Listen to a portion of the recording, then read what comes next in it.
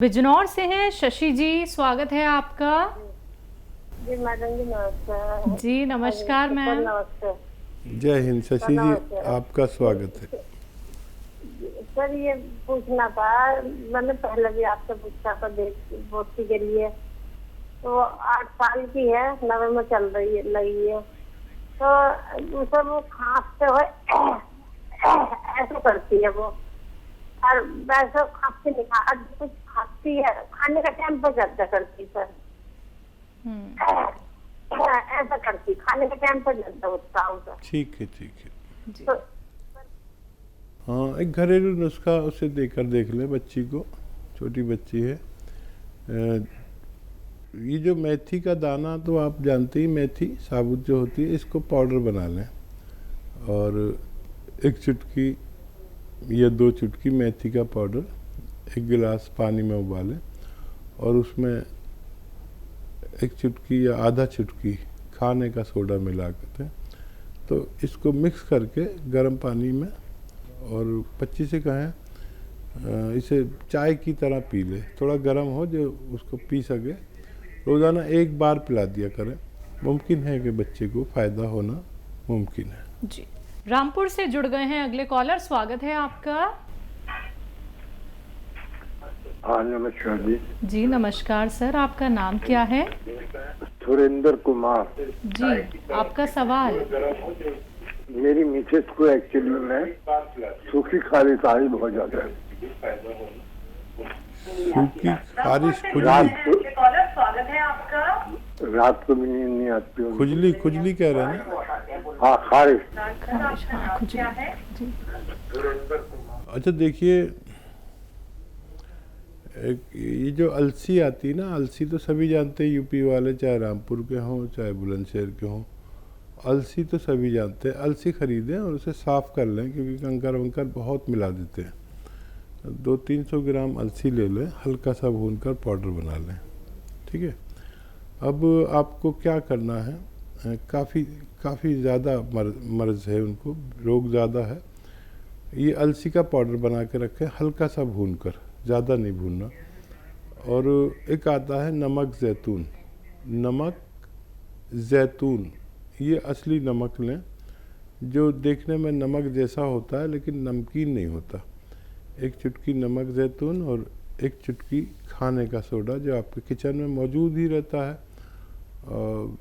ये 2 गिलास पानी में मिला के मिक्स कर लें और आधा चम्मच या 1 चम्मच अलसी खाएं, और ये पानी जो नमक ज़ैतून और ये खाने का सोडे का पानी है, ये 2 गिलास पिला दें। 1 बार पिलाना काफ़ी होता है, किसी किसी को 2 बार भी लगता है, बस 1 बार दिया करें, आपकी पत्नी को फ़ायदा होना मुमकिन है। जी दिल्ली से नेहा जी जुड़ गई हैं। जी मैम, स्वागत है आपका। दीदी हकीम जी, मेरे दांतों में जरा मसूड़ों में खून वगैरह आता है काफी दिन से। अच्छा ठीक है, कितनी उम्र है आपकी? वही 25 उम्र है जी। हाँ अच्छा, देखिए ज़्यादातर जिनको इस तरह का रोग होता है उनमें पायरिया कहलाता है और उनमें खून की कमी होती है। तो एक तो मल्टीविटामिन्स रोज़ाना 1 ले लिया करें, एलोपैथी ले लिया करें, काफ़ी अच्छा होता है। और एक ये है कि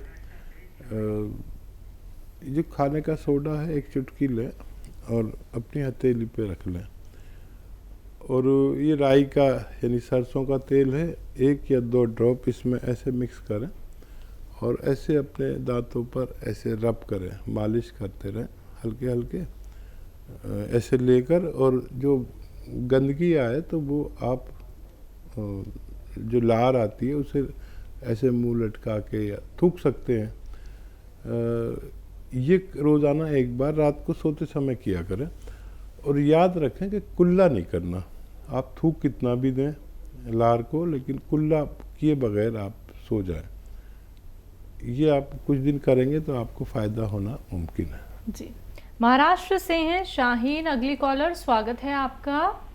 नमस्कार मैम। जी नमस्कार। मैम हकीम साहब से बात करनी है। जी शाहीन, मैं हाजिर हूँ, बताइए क्या सवाल है। अस्सलाम वालेकुम। अस्सलाम वालेकुम हकीम साहब। वालेकुम सलाम। हकीम साहब, दरअसल मेरे 4 सवाल थे अपने अब्बू के लिए। और मैं सवाल पूछने से पहले आपसे बताना चाहती हूँ कि मैं आपकी 2 दवाएं अपने अब्बू को दे रही हूँ। एक जो है तो नमक जैतून और दूसरा है तो गौनसिया। जी, पहला सवाल मेरा ये है हकीम साहब कि जैसे मेरे अब्बू के किडनी में पथरी थी, तो आपने मुझे बताया था कि नमक जैतून और गुड़हल के पत्ते उन्हें निहार मुंह देना है और उसके साथ 2 चुटकी नमक जैतून 1 गिलास पानी में और उसके ऊपर और 2 गिलास पानी देना है। तो मैंने ये 12 से 13 दिन तक की ये खुराक उन्हें दी है। तो मैं आपसे जानना चाहती हूँ कि सबके जैसे अब हम कैसे पता करें कि उनकी जो किडनी की पथरी है वो बाहर आ गई है या किडनी में ही है? हमें कोई जांच वगैरह करवानी चाहिए, क्या करवाना चाहिए? इसके लिए मुझे कुछ बताएं हकीम साहब। ये बताइए, तकलीफ गई उनकी है अभी? हेलो, तकलीफ उनकी खत्म हो गई या अभी मौजूद है? जी हकीम साहब, उन्हें तकलीफ नहीं थी, दर्द नहीं था उन्हें। अच्छा। और मेरा दूसरा सवाल ये है कि सबके जैसे उन्हें जो है तो यूरिन इन्फेक्शन भी है और उनके डॉक्टर का कहना है कि उनकी किडनी भी काफी कमजोर है। तो आपने मुझे एक नुस्खा बताया है कि अलसी भून करके 2 चुटकी नमक जैतून पानी में 1 गिलास पानी में देना है। तो वो मैं उन्हें 1 महीने से दे रही हूँ हकीम साहब। तो मैं आपसे जानना चाहती हूँ कि मुझे ये नुस्खा उन्हें लगातार कितने दिन देना है और साथ में ये भी कि जैसे उनकी ये परेशानी जो है किडनी, जो उनकी किडनी कमजोर है और जैसे उन्हें यूरिन की परेशानी है, यूरिन इन्फेक्शन की, तो क्या ये परेशानी उनकी हमेशा के लिए वो रोग मुक्त हो सकते हैं? और ये जो नुस्खा मैं दे रही हूँ तो मुझे लगातार कितने दिन देना है? और हेलो, जी जी मैं सुन रहा हूँ, आप बताइए। हाँ, लगातार मुझे कितने दिन देना है ये नुस्खा हकीम साहब? और ये परेशानी से हमारे अब्बू के हमेशा के लिए रोग मुक्त हो सकते हैं क्या? और जैसे उनके डॉक्टर उन्हें गोली भी देते हैं, तो उन्होंने बहुत दवाएं खाई है हकीम साहब, तो अब वो गोली से परहेज कर रहे हैं। तो मैं आपसे जानना चाहती हूँ कि क्या वो गोली से भी मतलब उन्हें आगे लेने की जरूरत नहीं पड़ेगी या उन्हें हमेशा लेना चाहिए? आप मुझे ये बताएं। और तीसरा सवाल मेरा यह है हकीम साहब के जैसे मेरे अब्बू के जो है तो अभी जो है तो सूजन की परेशानी बहुत बढ़ गई है, उनके पैरों में बहुत सूजन आ रही है और यूरिन में बदबू बहुत है हकीम साहब उनके। तो इसके लिए मुझे कुछ बताया हकीम साहब कि उनके पैरों में सूजन क्यों आ रही है और इतनी बदबू यूरिन में हमेशा से। मैं नमक जैतून तो उन्हें 4.5 महीने से दे रही हूँ हकीम साहब लगातार। जैसे पहले आपने मुझे बताया था कि पथरी के लिए नमक जैतून नींबू के साथ देना है, तो मैंने पहले उन्हें 3 महीने तक नींबू के साथ और 2 गिलास पानी ऊपर से वो 3 महीने दिया है हकीम साहब। हेलो, ठीक है। और चौथा सवाल मेरा हकीम साहब के जो है तो उनके पैर में और हाथ में दर्द है और कमर में, तो मैं उन्हें गौनसिया तो दे रही हूँ हकीम साहब, लेकिन जैसे अब उनकी गौनसिया की खुराक 10 से 15 दिन की रह गई है, लेकिन जो हाथ जो है उनका ऊपर नहीं उठ पाता है हकीम साहब और कमर में भी थोड़ा दर्द है। तो मैं आपसे जानना चाहती हूँ हकीम साहब के क्या अब मुझे गौनसिया अब भी और उन्हें देना चाहिए या और ये जो समस्या है उनकी दर्द की, तो ये इस वजह से हकीम साहब कि उन्हें ब्रेन का अटैक आया था। तो अच्छा, कुछ फायदा है दर्द में उनको? हेलो, हाँ शाहीन, कुछ फायदा है दर्द में? फायदा लगता है? हाँ, दर्द में उनके इतना फायदा है कि कि पहले से जो दर्द है वो कम है अभी, लेकिन पूरी तरीके से कम नहीं हुआ है। और ठीक है, आप जैसी बेटी मिल गई तो पूरा फायदा होना मुमकिन है। इतनी तवज्जो से आप दवा दे रहे हैं। अच्छा बच्चे, देखो किडनी में पथरी है कि नहीं है, इसके 2 तरीके हैं। एक तो ये तकलीफ़ चली जानी चाहिए, उनको तकलीफ़ पहले थी ही नहीं, तो फिर उसके लिए आपको सोनोग्राफी करानी पड़ सकती है और कोई बुरी बात नहीं है अगर आप अपनी तसल्ली के लिए सोनोग्राफी करा लें। वैसे उस नुस्खे से आपको फ़ायदा हो जाता है। अच्छा, अगर आप नमक जैतून दे रहे हैं तो 3 रोगों के लिए 3 तरीके से देने की ज़रूरत नहीं है। और नमक जैतून 2 चुटकी एक दिन में बस पहुंचना चाहिए, नुस्खा कोई भी हो।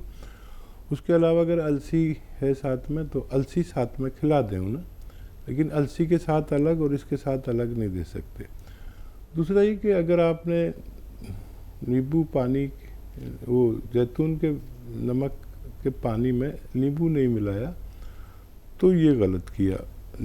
उसमें नींबू मिलाकर देना चाहिए ताकि पथरी, गूलड़ के पत्ते वाले नुस्खे में तो ज़्यादा काम करता है। मेरी दुआ है कि उनकी पथरी निकल गई होनी चाहिए, क्योंकि ये दुनिया के अच्छे नुस्खों में माना जाता है। और फिर आप जैसी बेटी दुआ करेगी और हम भी दुआ करेंगे तो उनको फ़ायदा होना चाहिए। और देखिए ये सब चीज़ें जांच से ही पता चलेंगी, लेकिन अगर पैरों पर सूजन अभी भी है या दिखती है या लगती है, ये दो चीज़ें अलग होती हैं। सूजन का मतलब है हम अगर पैर पे ऐसे उंगली गाड़ें उसकी गोश्त के उसमें और ऐसे छोड़ें तो अगर गड्ढा रह जाता है तो सूजन है, और एकदम ऊपर को आ जाती है गोश्त तो सूजन नहीं है। पर पैरों पर सूजन अच्छा नहीं है, दर्द के साथ साथ चली जानी चाहिए। अलसी का नुस्खा लंबे अरसे तक भी ले सकते हैं, लेकिन बगैर जांच के हम कोई कह नहीं सकते कि इतने वसूख से, इतने जिम्मेदारी से कि उनका वो निकल चुका है। जांच में तो वो आपको लिख कर ही दे देता है कि उनको फ़ायदा होता है। और ये अच्छे नुस्खे मैं बताता हूँ, दावा कुछ नहीं करता, इससे लोगों को फ़ायदा होते हुए देखा गया है। दुआ भी करूँगा, आप भी दुआ करें, नुस्खा देते रहें और मजबूत हो जानी चाहिए उनकी किडनी। जी हकीम साहब, इन्होंने कहा है कि यूरिन में स्मेल आती है। हाँ देखिए, कुछ पेशाब इनका रुक कर आता है और सड़ कर आता है, इन्फेक्शन है, इन्फेक्शन चला जाना चाहिए था अभी तक, क्या वजह है, क्यों नहीं जाता है। और किडनी की गंदगी टेस्ट होती है, किडनी का फंक्शन टेस्ट होता है, किडनी की तंदुरुस्ती टेस्ट होती है, वो सब जांच करा कर ही पता चलता है।